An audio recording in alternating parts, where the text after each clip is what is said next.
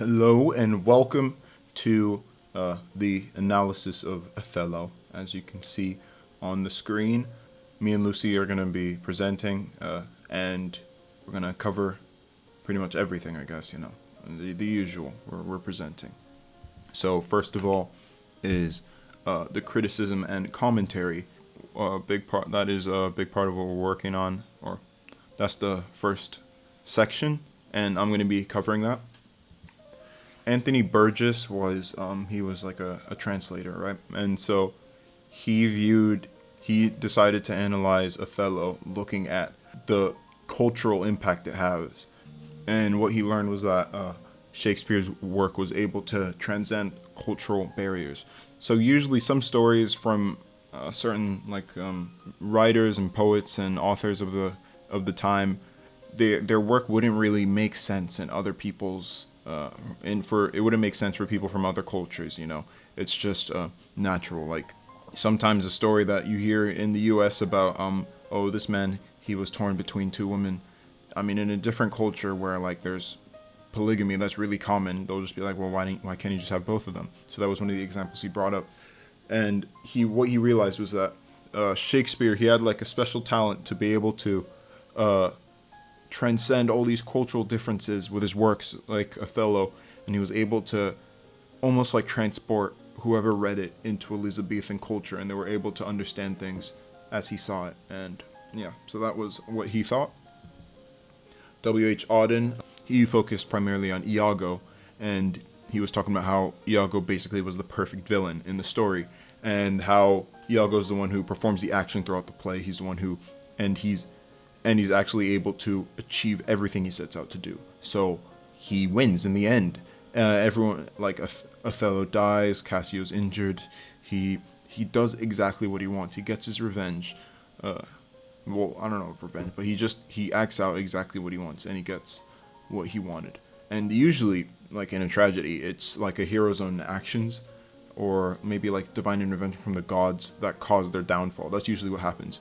Either for example, like Zeus will come and punish him, or the hero usually just it's his own issues that causes him to have his downfall. But Othello's case was actually very unique because his entire downfall was completely constructed by somebody else. If Iago wasn't there, nothing would have happened. He manipulated everything that led to Othello's downfall. And so by the end of the story, you do kind of feel bad for Othello a little bit, but you feel zero respect for him. Instead, the respect you feel is for Iago, and that's what W.H. Auden believed. Maud Bodkin focused on like symbolism of the devil throughout Othello, and what she would describe the devil as would be everything that opposes our core values, basically. And so, in the story, Desdemona was described as a fair devil. Othello felt a young and sweating devil in her hand, and he cried out, "O devil," while he was like ranting and complaining. And that just shows that there was intentional symbolism of the devil for evil in general, basically, throughout the play. That's what Shakespeare was trying to do. And once Othello had realized that Iago had been manipulating himself the whole time, he basically saw Iago as the devil, and he was like, I look down towards his feet, because basically at the time the devil was thought to have like cloven feet. So he says, I look down towards his feet, but that's a fable, and because saying that's not really the case. If that thou beest a devil, I cannot kill thee. So he didn't kill him because he was like basically he's the devil, and he also wanted him to like live in torment and all that kind of thing. But that was what Bodkin believed. Virginia Mason Vaughan looked at the race aspect of Othello. She was looking at how Othello was viewed different and he was portrayed as different, and a lot of that was down to his ethnicity, skin color, and there were a lot of racial insults that were thrown his way, like old black ram. He was called ignorant as dirt by Amelia, and there was this whole concept of the whole concept itself of like a fair white lady marrying a black man was thought to be like really disgusting and abnormal, especially at the time of writing it. And so a lot of people would have looked at that whole scenario and been like, ugh. And so he looked different to everyone else, and the language the language that was used towards him and that was used to reference him, it basically showed that he was different. And to many of the other characters, just because he looked different, it meant he was different. So that's what Virginia Mason Vaughan had to say about the piece. Then the last critic is Claire Asquith, and she talked a lot about censorship and what Shakespeare was trying to get across during the time that had to do with religion and that kind of thing. And so she was trying to say that Shakespeare, he lived in a time where it was very, very, very difficult to, get across what you wanted to say. Censorship was rife. You basically had to watch every word you said. And despite that, he was one of the few playwrights that actually never got in trouble with the authority. He didn't get any reprimands or any of that kind of thing. He was fine. And one reason that was because, or what she believed was that one would think that that's because of, controversial topics. One would think that, he didn't do it because, and you'd think that might be because he avoided controversial topics. But what Claire Asquith suggested was that he actually masked his opinions through indirect figurative language and literary devices. So it was all allusions, but not directly saying, oh, this or that. So at the time, very clearly, high and fair would allude to Catholicism, and low and dark would allude to Protestantism. And at that time, there was a very big Protestant Catholic divide. And he doesn't really give out his opinion about either side. He doesn't make a statement. He doesn't say, oh, I'm this or I'm that through the work. But the words that are used to describe certain characters can kind of allude to their religions. It can kind of allude to their religious affiliation, and that can kind of steer you to understand their ideals, their motives, and their way of thinking. And so that's what Claire Asquith had to say. And my personal commentary on it is that Othello, basically, it's the story of listening to one side of the story and just running with it. Othello, he trusted Iago over his own wife. He didn't even listen to what she had to say. He ignored her side of the story. He was ridiculously stubborn about that. And I think that just shows part of his own flaws as well, his stubbornness. Iago I think he was the perfect villain. He did exactly what he had to do. He drove the plot forward. He controlled the narrative. But that's just as much due to how flawed Othello was as it was to Iago's ingenuity. So both of those played hand in hand to basically get Iago exactly what he wanted. And to the very end, Othello, he didn't learn his lesson, with his final speech referring to his he referred to himself as a noble man. And although the entire unraveling of his life is basically due to the manipulation of Iago, I think that he deserves just as much blame. And next is the social and cultural content. I'm also going to be covering this. This is a picture of the Venetians. As you can see, they're all, looking pretty fancy and happy and joyous. They were very wealthy and powerful, and they're just the people of Venice. That's why they're called Venetians. Most of the major characters in Othello, except for Othello himself and Cassio, were Venetians, and they're regarded as fun people. They lived crazy lives. They lived lavish. It was basically considered as an Italian version of London in order to fit the location of Othello. So it was kind of similar to London, so they could understand their way of life and that kind of thing. And they were basically just upper class, highly respected people. Next were the Moors. You can see their skin color. They're not white. They're different. They look kind of like Arab, black, all that kind of thing. Shakespeare was never really specific when it came to what race Othello was, considering the Moors. Moors can be pretty ambiguous. He could be referring to Islamic Arabs that made his way to Spain, but the most widely believed conclusion is just that he meant black. It wasn't a specific ethnicity. It was just that, because at the time, Moor was used to describe anyone who wasn't white or anyone who's black. They just called them Moors.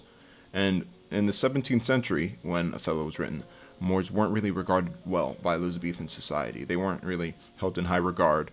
They were black was often associated with evil at the time and even now, and so the Moorish people were just thought of as devils and demons and evil, basically.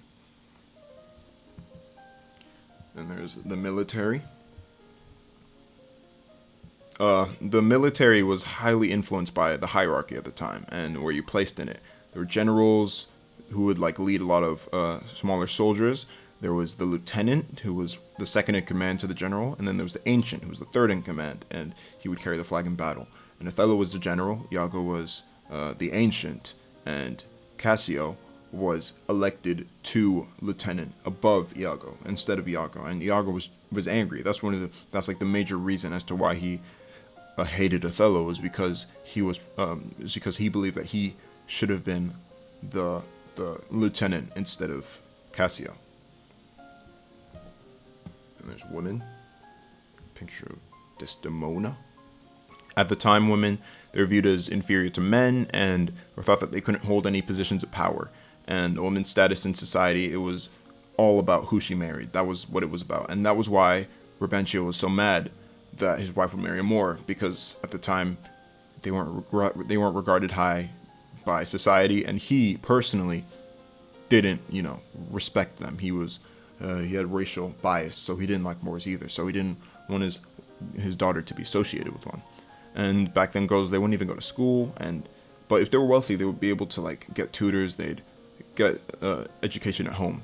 And this like viewpoint of women in society is probably part of why Othello, he didn't really value his wife or Emilia's word over Iago's. It's part of it is due to men who were viewed as more better. They were viewed as better than women. So why would you take a woman's word in that world? I guess if you have that mindset. My conclusion was that the culture at the time was very, very flawed, as all cultures were, and a lot of them are very clear to see in Othello. The racism that's shown is very blatant. Like Iago and Brabantio especially are very racist towards Othello, but Othello also, he wasn't innocent. He also helped, normalize a lot of sexist tendencies that the people had there. He didn't listen to his wife, and he automatically assumed the worst of Desdemona, who was probably the real victim of the story, like 100%. She didn't do anything wrong, but her own husband wouldn't even listen to her point of view. And a big part of Iago's hatred towards Othello came down to the position, and that just showed how important the hierarchy was at the time in the military. Your position meant everything, and it meant a lot to Iago. Hello, fellow AP people. I'm going to be presenting on characters, literary devices, and conflicts. So basically the characters of Othello include Othello himself, Iago, Desdemona, and they all go through different characterizations, or rather Shakespeare characterizes them both according to indirect characterization and direct characterization. Here I talk about like Othello's character. His following character traits are self-assured, confident, accomplished, and this is all conveyed through two different characterizations. We have the indirect characterization, where it's like, my services shall out-tongue his complaints. I fetch my life and being from men of royal siege. My demerits may speak unbonneted. These kind of things, when he says this kind of stuff, he sounds, it depends how you want to see it. Someone could say he sounds a bit cocky, and the other side you could say he just sounds confident, self-assured, that he's like, I know I'm accomplished, I know you can't say anything about what I've done, or yada yada. Next is him being valiant, gallant, and brave. On the direct characterization, the Duke directly said, "Here comes Brabantio and the valiant Moor," and valiant Moor. And then on the indirect characterization side, we have, "I do agonize a natural and prompt alacrity." When Othello was saying that he'd willingly and happily go to war, it shows that he's brave, that he's willingly going to walk into this war, right? And he could die there, but he's brave enough to just be like, I'm going there, no hesitation. His being passionate and in both his love and hate is very essential for the story in general. So it's conveyed indirectly through, and he says, "Oh my soul's joy." This is him talking to Desdemona. He says, "Oh my soul's joy, if after every tempest come such calms, may the winds blow, no another comfort like to this." And then when he is now, when Lodovico is talking to Othello, he says, "Where is this rash and most unfortunate man?" So in the following slides, I have a bunch of examples for pretty much every character, but we don't have time for that. Or rather, my space on my phone won't take me talking about all of them. For different forms of characterization, it could be that his characters' names could have had something to do with their personality, or he could have described how their appearance is, what they looks like, what he imagined them looking like.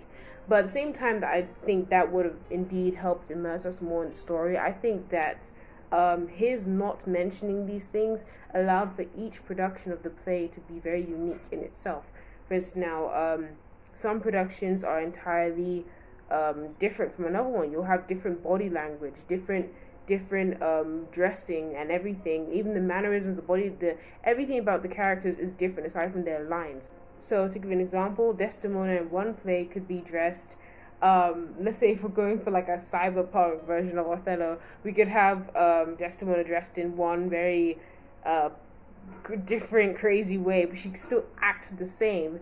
Or rather, she could still say the same lines, but now she's a completely different person. Maybe her body language when she's doing these kind of things can be either extremely exaggerated or more subtle, but she's saying the same lines, and it can be an entire. Then on another production, we could have her being very Victorian style, ladylike, all that stuff. So you see how each person can do a different take on the characters, and that can convey a different Othello to a different to an audience. So an audience can rewatch the same story and enjoy it because they're having different views of it. Now I'm on slide 47, and I'll be talking about conflict, specifically internal and external conflict, main and minor conflict, and the effect this has had on the plots. So internal conflicts are struggles that occur within a character and between his two or more desires. These can be his desires or thoughts or his feelings. And in Othello, nearly every character had a internal conflict, but it was Othello's internal conflicts that advanced the plot. On slide 49, I went into detail and basically put each character and their internal conflicts on the side.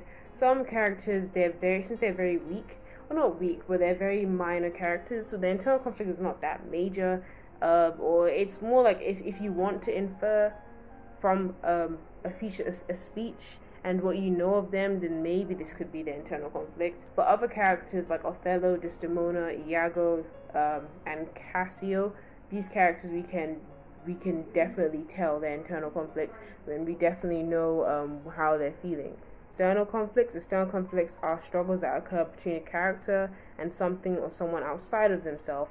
So in Othello, we have, once again, the external conflicts outside of every character, but the most important external conflicts are around Othello and Iago, once again, because these are the protagonists and the antagonists. Everything revolves around these two. On slide 51, I've gone into detail about each character's external conflict.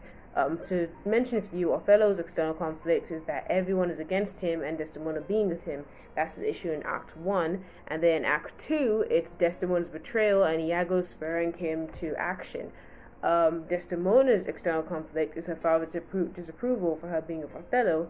And then in Act 2 and 3, it's then Othello's random rage and she does not know why she's being so hated and by Othello, who just said that he loved her quite dramatically and passionately. So those are two pretty central external conflicts. Into main and minor conflicts. A main conflict, the main or central conflict, which is the result of when a main character is his defining desire is in conflict with the internal external obstacles. These can be they can be external versus internal. It can be the character against society, character, nature, tech, destiny, anything that the author deems fit. Minor conflicts are conflicts that are a result of a struggle either within or outside the character, but once again, because they're not that important, what makes them not important, makes them minor, is that they're not conflicts that move the character forward, and they may result in character development more than they result in plot development. Main conflicts, we have Act 1, which is the Brabantio tries to prevent Desdemona and Othello from getting married. This has an effect on the plot, which basically leads Brabantio to Othello and Desdemona, where he hears of their commitment to one another and Othello's worthiness is perceived. Basically, that means that like Brabantio comes, meets Othello, and Desdemona is like, hey, you guys really love each other, fine, whatever, be together. And then that basically ends Act One. Um, this is the first and only time that Iago's plan falls through. And or I guess Iago's plan falls through at the end too. But for the most part, this is it's the failure that propelled him to then go on to find a new plot, which was the one that actually succeeded in a sense. Although Iago never became lieutenant, he did succeed in getting Othello to be in misery to the point that Othello kills himself, and he did get revenge on Cassio in a sense by making Cassio lose his position. So the main conflict is a result of the themes of both racism and prejudice, and paranoia and distrust. Act Two's main conflict is that due to jealousy, Iago convinces Othello that Desdemona has been unfaithful. This is basically what leads Othello to his internal conflict, which is between jealousy and love, his insecurities and his feelings for Desdemona. When Othello loses this conflict, the love loses to jealousy, that he will then go and kill Desdemona as well as plot to kill Cassio too. So why did this main conflict occur? It's because of jealousy, love, lack of trust, manipulation, paranoia. Specifically, paranoia here has to do with Othello's insecurities. The conflict of Act 3 is that due to jealousy, Othello plans to kill Cassio and Desdemona with Iago's help. The effects on the plot is that we reach our resolution. Othello kills Desdemona, and then because he kills her, the media reveals that she was faithful and that Iago has lied. And it's when Othello comes to realize all this that he then meets his demise. He's like, what have I done? And he kills himself. This main conflict has to exist because of jealousy, love, lack of trust, manipulation, and paranoia. Once again, manipulation from Iago, lack of trust and paranoia on Othello's part, and jealousy on Othello's part too. And finally, love, which he felt so deep a love for her, which quickly became hate. There are many minor conflicts which I've talked about in previously when I was discussing internal and external conflicts in the story. But to name a few, we have Iago's jealousy and hate of Othello and Cassio. Iago's plot leaves Cassio fired and he struggles to reclaim his place as lieutenant. And finally, we have Roderigo is betrayed by Iago. These are three minor conflicts that occur within the story that do have an effect on plot, because Iago's jealousy and hate of Othello and Cassio leads to his using Roderigo and making known to Brabantio that Desdemona has eloped with Othello. Act 2, we have Cassio's meeting Desdemona and asking her to convince Othello because he's now been fired, right? And finally, in Act 3, we have Roderigo who's betrayed by Iago, and this leads Iago to be temporarily still seen as an honest man until media reveals that he was a bad guy all along. And now we have literary devices. So I'm on slide 57. We have the metaphor, even now an old black ram is topping your white ewe. The old black ram was obviously referring to Othello, and it's a huge insult, but it refers to both his color and his age. White ewe is white goat, I guess, is referring to Desdemona, white, pure, also her color, white. Alliteration is used when he says, why he drinks you with facility, you're dandy dead drunk. So the repetition of D brings out the word drunk. There are quite a few here, but I'd like to point out the allegory here, where some things had like double meanings. Versus now the handkerchief had a serious double meaning because they both referred to the handkerchief itself was a symbol of like love, right? But the whole story of a handkerchief being lost is referring to, if the handkerchief was a gift, was love, right?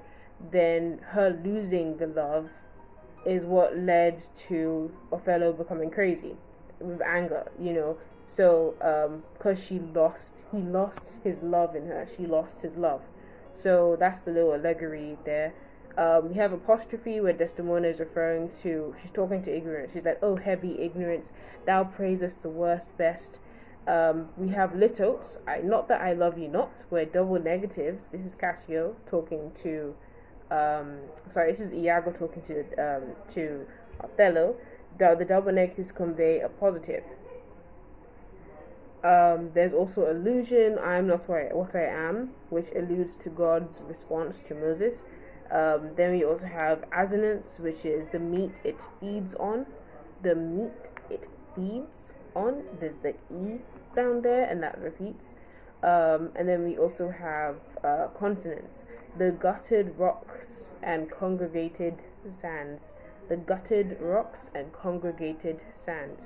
That sound kind of creates a musical feel to it. That's why it's often used in both poetry and in a lot of Shakespearean plays, because Shakespeare loves his poetry as part of his plays. Okay, I'm done. Thank you. And I'm back for setting and themes. The setting is Venice, basically. It's in Venice in the late 16th century, and at this time that is set, Venice was actually a republic. It was called the Republic of Venice, so it was its own like independent country, state kind of thing. And during Othello, Venice is at war with the Ottoman Empire, or at least you can assume that it is. And in real life, they're at war between 1570 and 1573. So you can basically, they don't outright say they're at war with the Ottoman Empire, but you can tell because there was an attack on Cyprus mentioned throughout the play, and since it's set during like the late 15th century, you can kind of allude to that. You can infer basically that okay, it's set in around the 1570s and they're at war with the Ottomans.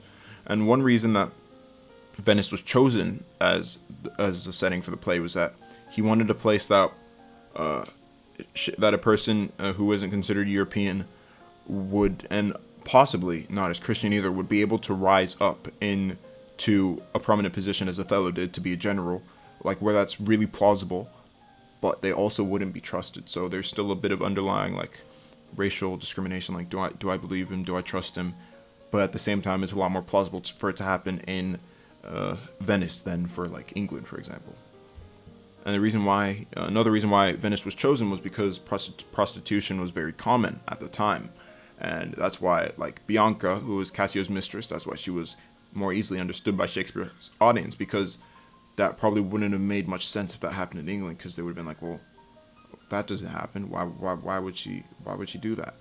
And that's probably part of why Othello was so paranoid about how Desdemona might have been, a cheater, because in that culture, there was a lot of promiscuity around. It was very common, so maybe he would have thought that she'd been influenced by the culture. And I guess you could say that maybe it could have been put in England. It would have been different, but it might have been interesting to see how it would have played out if it was in England, because although, prostitution isn't very common there, and adultery still exists, it still happens. It's not just because it's not accepted in society doesn't mean that none of these things happen. So it would have been interesting to see, and it would have been closer to home for the target audience, so they might have been able to relate to it better. And it might have been very interesting as well to see how the dynamic would have been, considering, Othello's a Moor, and it probably would have been even worse in England. So it would have been interesting to see how Shakespeare would have handled that, in my opinion. Then are the themes. These are the themes.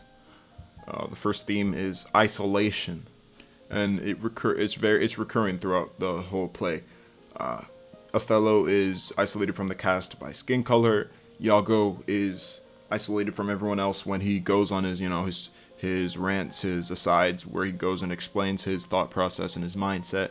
Roderigo's isolated from everyone except for maybe Iago, but even for most of the play, he's off doing his own thing. And the setting itself is isolated from its surroundings because they're like in a fortified city, so they're like blocked off from the rest of the world. And Iago would use like the divide and conquer technique to isolate each character from another by manipulating them, like they do it to Othello and Cassio and Desdemona one by one. So he'd go to each of them when they're by themselves and when they're isolated, and it shows how dangerous it can be when you are isolated from each other. And the characters throughout the play, they're often isolated from each other. They're not usually all together, except for like Desdemona and Emilia, but you usually catch them on their own. Like Othello, he doesn't really stay with anyone.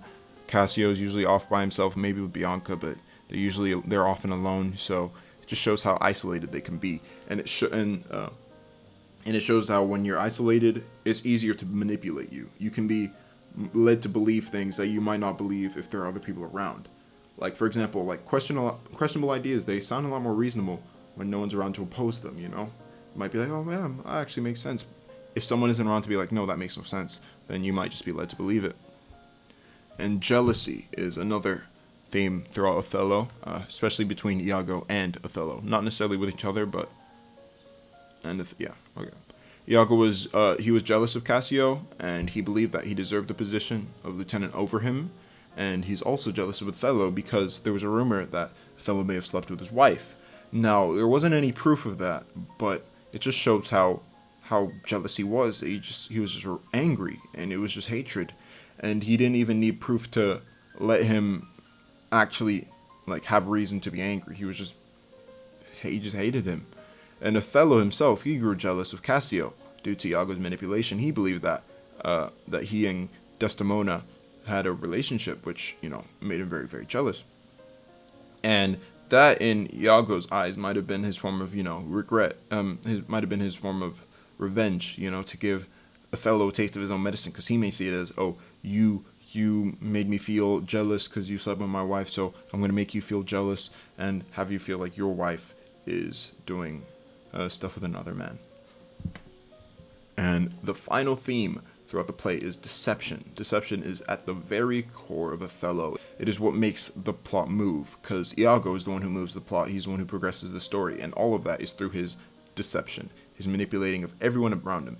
Everyone thinks he's a good guy, even though we know from the beginning that he's bad. Everyone thinks he's the good guy until the very, very end, and that's when everyone starts to realize what we'd seen all along. He turned Othello against his wife and the lieutenant. He was goading them. Meanwhile, he was goading them to do exactly what would make Othello suspicious. He was telling Desdemona to plead Cassio's case after he had already told Othello that, oh, Desdemona and Cassio might be doing something together, and she might be doing it out of love. So, as you can see, he's like a puppet master playing with them with the strings, and the deception it was very clear from Iago. And despite all of this, Othello thought that he was the good guy. He thought that Iago was just an honest man who was trying to help him out. And while we know the whole time that Desdemona was telling the truth and that Cassio wasn't lying, Othello sees it as deception. So he thinks that he's being deceived by Desdemona and Cassio. And so he has it all switched up. And that just shows how, and as you can see, like the fact that he chose the wrong side, the manipulation led to his ruin. And these are some of the references you can see. Yes, these are the references, and that is all. Hope you enjoyed the presentation, and bye.